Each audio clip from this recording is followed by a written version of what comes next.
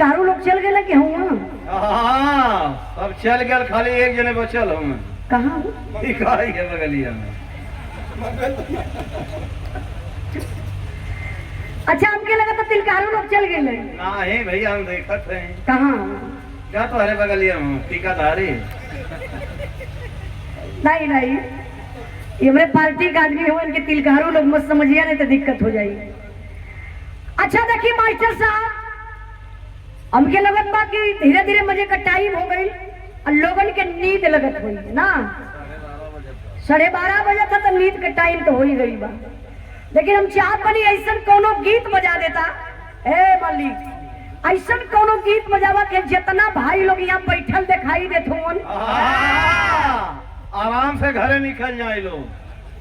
घरवा जाए के लोग क्या करी है? सृष्टि की रचना करी है कि ब्रह्मा जी वालों। अरे रचना वचना तो कब वो हो जाएगी। अरे कब होता है? आज करात बिरहा के नाम मास्टर एकटे कोनो गीत बजावा तनी मिजाजी गीत रहे, बढ़िया रहे।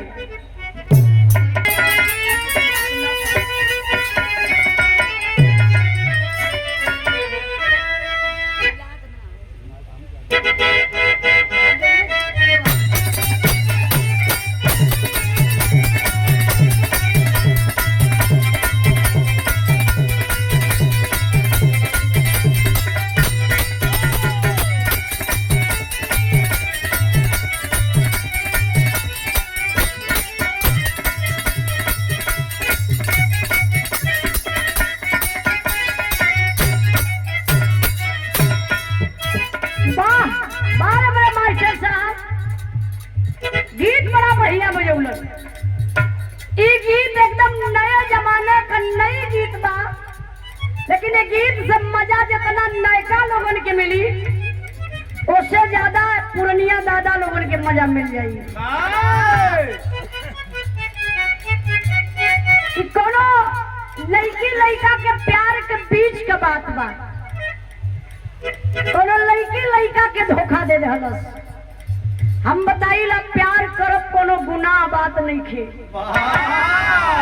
प्यार सब लोग करेला, लेकिन प्यार कैले का तरीका सबकर अलग बा। माई बेटी का प्यार, बाप बेटवा का प्यार, गवैया सुनवैया का प्यार, साढ़ू सढ़वाई का प्यार। प्यार कई प्रकार का होला।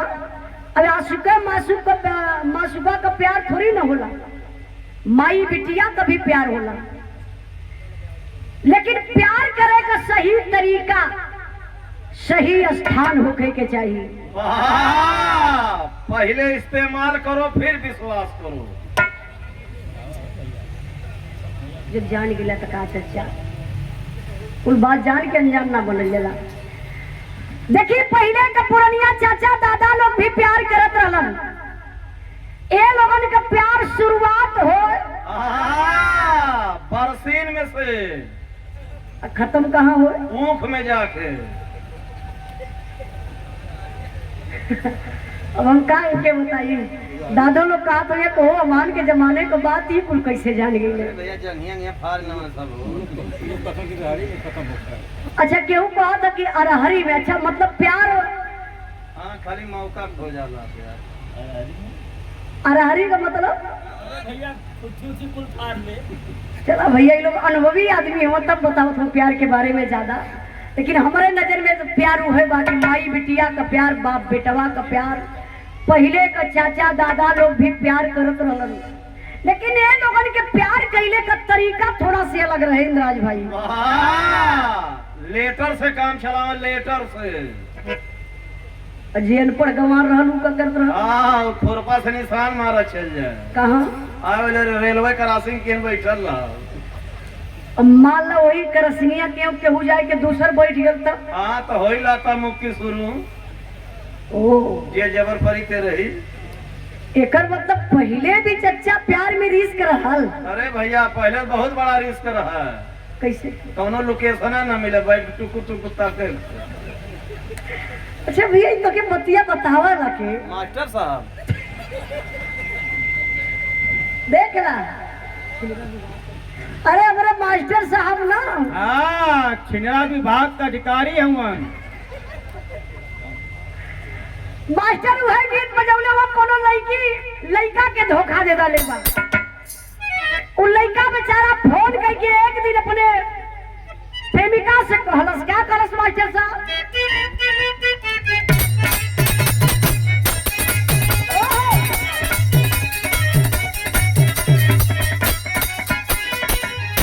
इहे लड़की कहले बा, का कहले बा मास्टर साहब?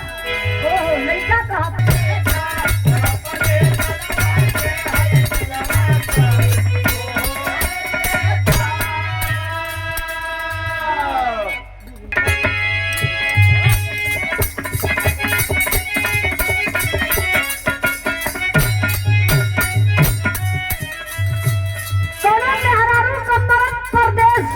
तैयारी करत हो।